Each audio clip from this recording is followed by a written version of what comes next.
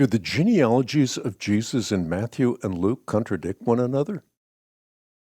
At first blush, the genealogies of Matthew and Luke appear to be contradictory. In reality, the genealogies are ingeniously constructed to highlight different aspects of the person and work of Jesus Christ. Matthew, writing to a primarily Jewish audience, emphasized that Jesus Christ is the seed of Abraham and the legal heir of David, the long-awaited king of Israel, who would ultimately restore his people from exile.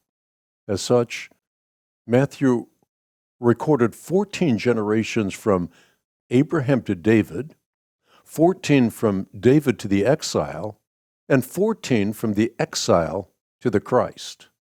Matthew, a former tax collector, skillfully organized the genealogy of Jesus into 3 groups of 14, the numerical equivalent of the Hebrew letters in King David's name. Thus, Matthew's genealogy simultaneously highlighted the most significant names in the lineage of Jesus and artistically emphasized our Lord's identity as Messiah who would forever sit upon the throne of David. Furthermore, Luke, who is writing to a primarily Gentile audience, extended his genealogy past Abraham to the first Adam, and thus highlighted that Christ, the second Adam, is the Savior of all humanity.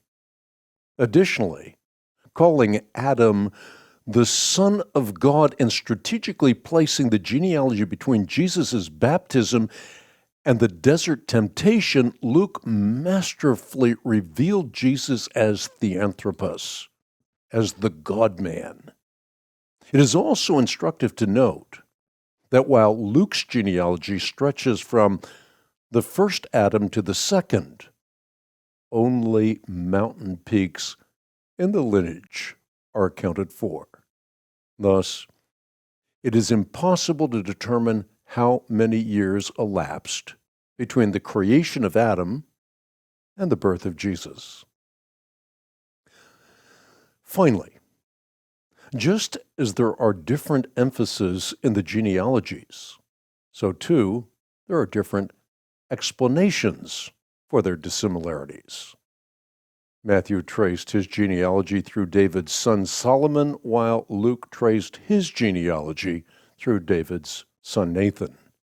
It may be that Matthew's purpose was to provide the legal lineage from Solomon through Joseph, while Luke's purpose was to provide the natural lineage from Nathan through Mary.